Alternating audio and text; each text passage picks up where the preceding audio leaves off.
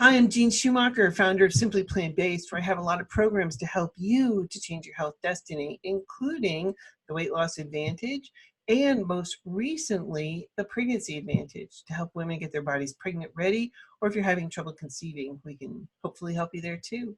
So today I have with me Dr. Christina Miller, who is double board certified in Emergency and Integrative Medicine. And due to her own health concerns, she radically changed her practice to lifestyle medicine and health promotion. You can find her. She is at plantbasedtelehealth.com. So thank you, Dr. Miller, for joining with me today. Thank you for having me, Jean. It's good to be here. Well, you were diagnosed with lupus and have successfully dealt with it. First, let's start off with what is lupus?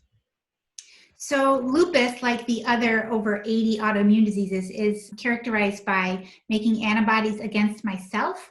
And in lupus specifically, the antibodies are directed towards the DNA, so the actual cell nucleus, so the actual cell part. So there's oxidative stress and the cells break, and then I'm making antibodies against those DNA. And it can affect all different parts of your body. You can attack your own kidneys. You can make antibodies against your joints, your lungs, your heart, your skin, in the nervous system. So you see all different symptoms. So people with lupus present in so many different ways because you never know what lupus means to that person. It's also characterized by elevated inflammation, just like other autoimmune diseases. So mine has been in my kidneys, in my lungs, in my heart, and in my joints, and in my skin. So I kind of have I have a very systemic, very, very high inflammatory levels. It was quite impressive. And I was put on initially, over the course of a year and a half, I was put on and ramped up to 6 medications, including chemotherapy drugs, including high-dose steroids. And honestly, nothing was working. And so I was terrified. I was so bloated and swollen, and I was just miserable and sick and depressed and scared.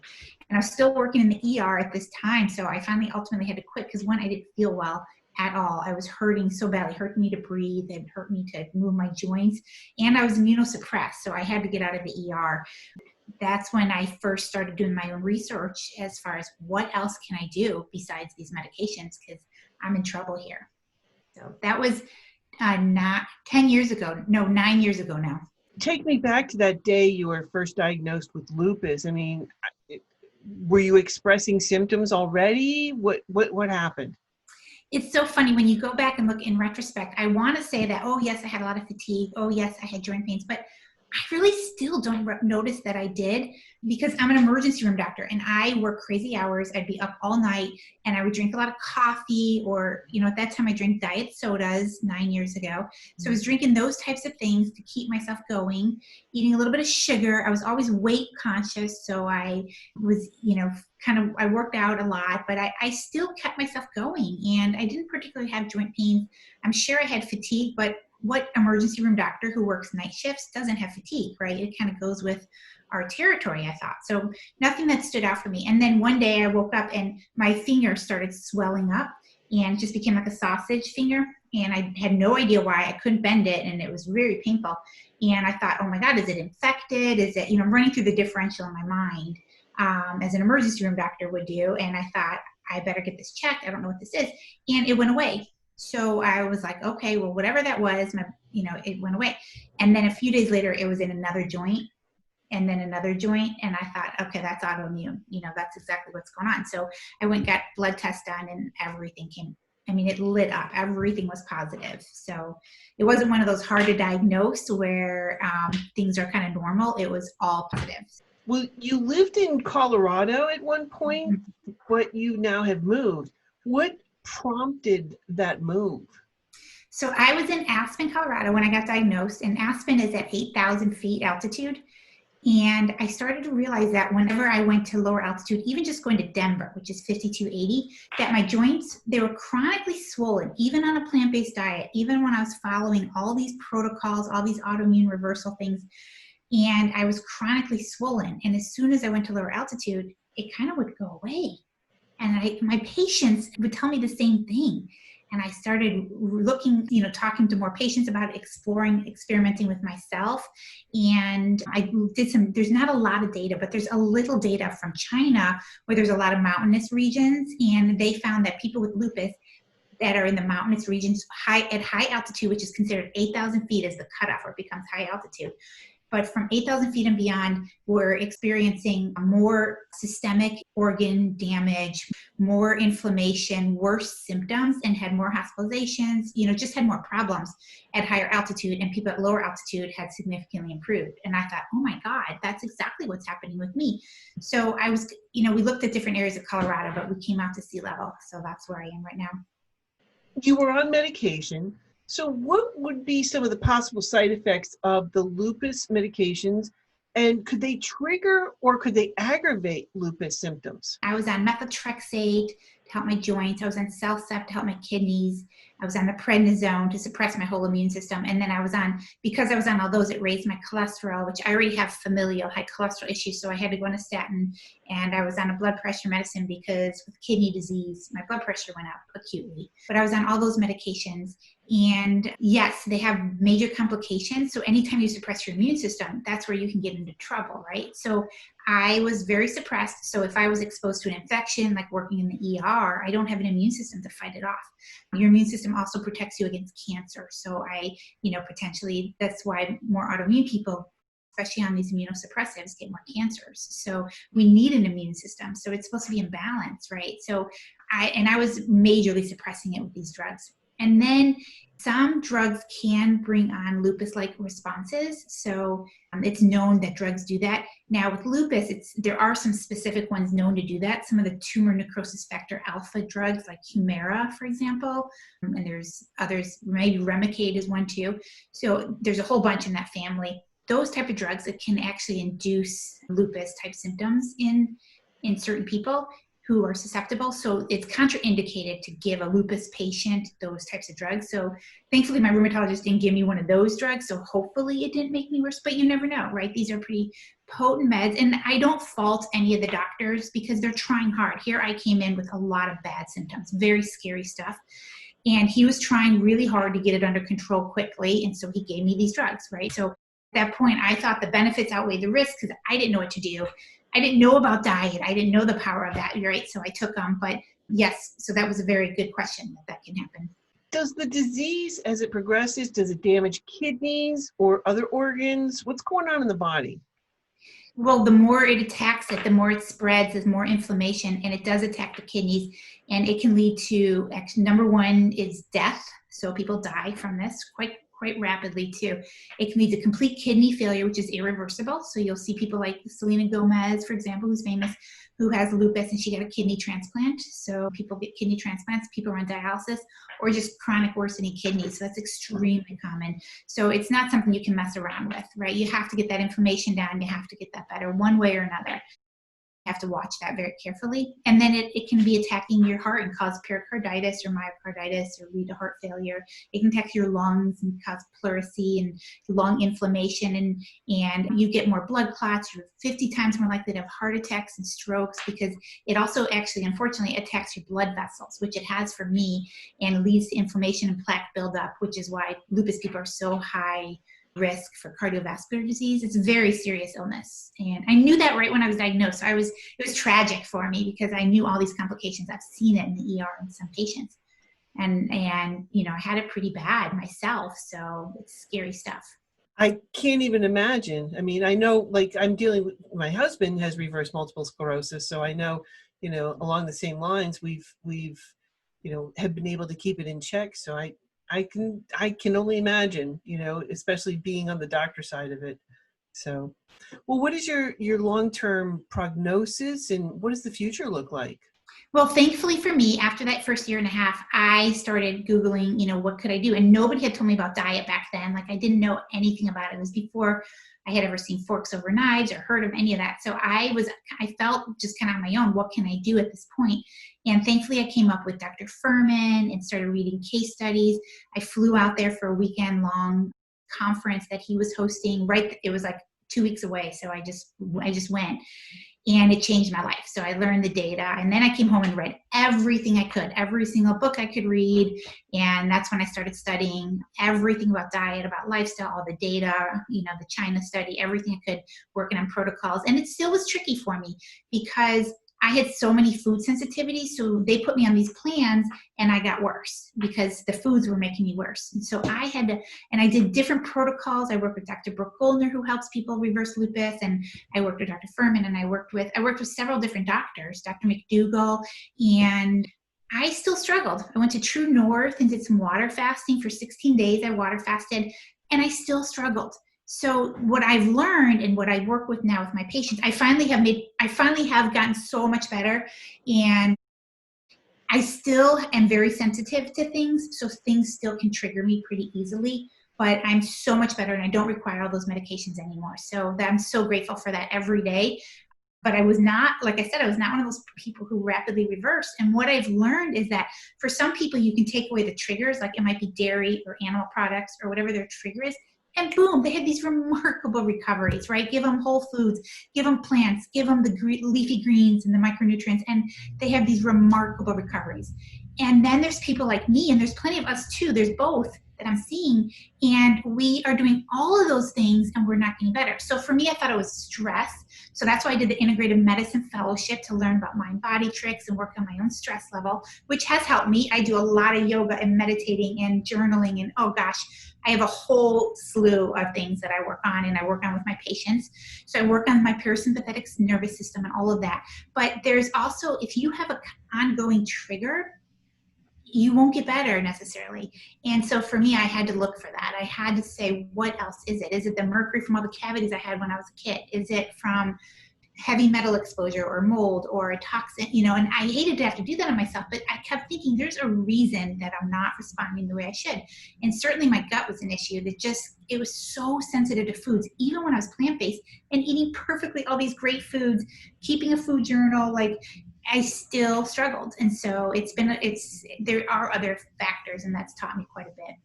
I was very lucky. I had a chemistry teacher when I did my undergrad that said to us, if you have any of those mercury fillings, get them out. Mm-hmm. And as soon as I got my first job teaching out of college, I had good dental insurance at the time, and I got rid of them all, over a period of time. So I was grateful for that. But, when my husband and I got married, and he is dealing with MS, one of the first things, I don't know how we got onto it, because I do talk about environmental toxins a lot, because I'm very passionate about it. And we started on the topic of mercury, and he's like, and we talked about the fillings. He's like, well, how do I know? And I'm like, open your mouth. He had 9. And they, next dentist, please, can we get these out? And I was on the phone, I was on the phone the next day to the dentist calling and getting those out. So it took us 3 months to get those out and replaced. So it is something I talk about with my patients, but I do appreciate that it's really expensive, and not everyone has the means to afford that. So we can also check levels, and we can also do things to help them detox. We can work on plans, because for some people this is overwhelming to think of all of these things. Oh, I know. No. And not everybody has the same effects from mercury. If you have a certain microbiome and bacteria, you can actually detoxify it even if you have mercury, whereas other people don't detoxify it as well. So there is variability in that too. And the data yet is not for sure, because plenty of people have had it removed and not noticed a difference in their symptoms. So those people probably were detoxifying it okay, whereas there's some people who remove it and, oh my God, miraculous. So I'm mindful of that too before I send someone, if you can afford it, it's a great idea to find a mercury safe dentist. But for some people who can't, I don't want people to feel overwhelmed or think they're screwed, because maybe that's not their thing. We don't know that yet. So I'd be worried more about the mercury in the fish. Right, exactly. So there's a lot we can do just to decrease levels and strengthen our microbiomes, so that we can, and strengthen our detoxification systems. So we can work on all of that. And if someone, and so we work with people with plans, because I know myself, when I had it, I had 12, because I had cavities when I was 3 years old. I had bad teeth, which actually goes along with celiac disease, which I also have. And so it's interesting now that I had that, and that was a link that we never put together. When I had mine changed out, I had to do it over a long time because I was a resident. I didn't have the money at all. Yeah. And I didn't have the means for it, and I was overwhelmed. And so it took me a while, but and I didn't have a miraculous recovery when I had it all changed over after all that. It wasn't like, oh my God, everything's gone. So I don't, I'm mindful of that. Right. No, for sure. So we've talked before, but you've mentioned like not going full blown plant-based in the beginning is not the best. What is the optimal, what do you recommend in the beginning for people transitioning? It totally depends what's going on with the person. The more serious the illness, I say go for it. Don't waste another day. These illnesses will kill us. And it can become, I'm an emergency room doctor, and these are medical emergencies, I think. My lupus was so severe with the amount of inflammation. At any point, I could have a heart attack. At any point, I could have some, my kidneys could be shutting down. So for people like me who have pretty severe, maybe it's cardiovascular disease, maybe it's an autoimmune, I say, let's go for it. And whatever I can do to help transition that person, show them tips, get them on a pathway, give them support, whatever we can do, go for it. That being said, though, if it's not so severe, then I work with people. The best way to do it is what's going to work for that person. And I know you know this because you work with a lot of people too. People really are different. And some people might get overwhelmed and then they won't do anything. And that we haven't helped the person, right? So for that person, I want to do, I do a lot with tiny habits and small steps. And maybe we start with one meal and then the second meal and then the third meal, or we start just by adding leafy greens or adding a green smoothie. And, we just start and we start crowding out. So I've seen great success with that with people, as well as the people who jump in and go for it. So for some people with severe food addictions or who are really having a hard time, sometimes it's better to jump in. So I work with the person depending on what works for them. Each person, each body is different without question. I mean, and I compare it like peeling back layers of an onion, because you're starting to realize what your body responds to. And I know, like for myself, I cannot have anything with salt in it. I cannot cook with it. I cannot have processed foods. It hurts my body and I react tremendously. Now, my girlfriend can she's plant-based. She can handle salt, but caffeine, ooh, she can't have a whiff of caffeine and it will keep her up for days. Me, I have no problem processing caffeine. So I think each person is a little bit different, and you have to figure out what is going on within that person, what is causing the root cause of it. I think this is, the bottom line. I'm a bottom line kind of person. We have to get to the root cause. Mm-hmm. And so you're going to be going through different layers. And as you start to heal this part, something else is, and the underlying cause underneath that you have to get to and figure out what that is. So, what lifestyle changes do you recommend? Well, first I recommend the diet change. And for everyone, like you, Jean, I think it's really important to go whole food plant-based. And I always make sure people include raw vegetables, especially raw greens. No matter what their illness is, I always want people to be eating, maybe it's a large salad every day, depending on what they have, what works for them. So, but that's important. So that's kind of baseline. And then from there, lifestyle-wise, I am a big proponent of stress modification, relaxation. And so I always ask my patients, well, what do you do to relax every day? And some people are like, wait, I don't know that I do anything, right? So we don't take time to unwind and let go of our stress and get into the parasympathetic nervous system where we can repair and regenerate and restore ourselves. And so I work on people with plans for that, depending on the person, depending what will work with them. And I work on that right away. That's the first appointment to make sure that everybody is working on that. I work on sleep because, again, you repair yourself when you're sleeping, and it lowers inflammation. So being sleep deprived is a cause of chronic inflammation, contributes to cardiovascular disease and autoimmunity. But a lot of people can't sleep because maybe they're in too much pain or they're stressed out or they're on medications that keep them awake, right? So there's a lot of things that we can tease out. Sleep hygiene is huge. So I work on that for my patients, like literally logging off for an hour before I go to bed, no screens, none. You can do the blue light, the glasses, blue or green blockers or things like that. But I'm a big proponent of not being on the computer anymore. And that's your time. You've worked hard all day. You've had whatever happened today. Take that hour to, have relaxation, maybe some gentle exercises, maybe you're journaling, things like that. So I work on sleep hygiene with my patients. I believe in exercise, movement, right? There's quite a bit of data, especially for autoimmune. People with joint pains, if they were doing yoga 3 days a week, they had significant reduction in joint pains. And that's why I ultimately started it about 4 years ago. And it did help me. It does help me. I help people with exercise movement, even if we're so achy and fatigued, just to gently stretch a little bit, just to move around the house a little bit so that we're not meant to be stationary. Our joints have to be lubricated and moved. We want to circulate toxins, So I really work on plans for people. And as people get stronger, building muscle, actually, it's so important for diabetes. It's so important for longevity. It's so important for, preventing osteoporosis. So kind of not optional for my patients. I say we have to somehow move, and we can start slowly. That varies with each patient. So we work on movement quite a bit. And then I definitely talk to people about their mindset. How committed are they? That's a big deal. And it takes some strategizing sometimes. What's motivation? What are the limiting factors? What's the support that you have? So kind of make a plan. And the last thing is I do talk to people about things like community. What's their support, right? We get lonely. I get lonely when I'm home all day. So, it's important that we have a sense of community and a sense of why you wake up in the morning. What's important to you? I hate saying your sense of purpose because everyone kept saying that to me. What's your sense of purpose? What's your sense? And I was like, I don't know. I don't know my purpose. And so I started to get all nervous. So I don't say that to my patients. I just say, what's your reason for getting up that you have to get up and get dressed and you're excited about? And that's what we're all looking for. So help my patients just come up, and it can be small. It can be taking your dog. It can be small. It can be big, and it changes.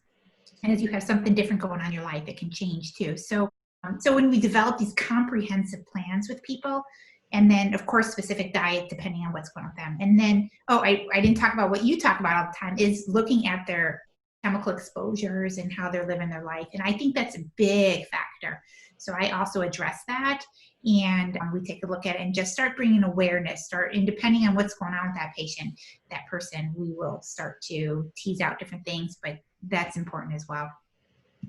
Oh, it's so true. As you start to begin this lifestyle, there's just so many things. And I call it the trifecta. You have to change what goes in. So that's food and drink. You have to change what goes on, or, like in 26 seconds, anything, creams, lotions, it's going to be in your bloodstream, 26 seconds. So, but also the environmental toxins. I came home one day, my husband is out. We had this is our other house. We had a gravel driveway, and he's spraying the driveway with like pesticides. And honey, we do have a well. That is correct, right? Yes, we do. And where is that well? Oh, it's right over there. And I said, really? Not that far from where you're spraying those toxins, are you? And he's like, oh, I shouldn't be spraying this. No. Yeah. Sometimes we don't think about it. And that can be overwhelming for people too. So that isn't always the first thing I jump in. Like if anyone's listening to this and they're not even plant-based yet, or they're not sure what to do, it's something that we look into, but it can be overwhelming because there's toxic exposure. Well, you're changing so much. And you're changing so much. So we start definitely with the things like the diet and the stress reduction. That's kind of where I start. And then we gradually start building a full integrated plan, because really when we're integrated with all of this, that's when we get the most benefits. But it can take time, and I don't want people to feel overwhelmed or like, oh my God, I could never do all that, because that's not how we're not going to start like that.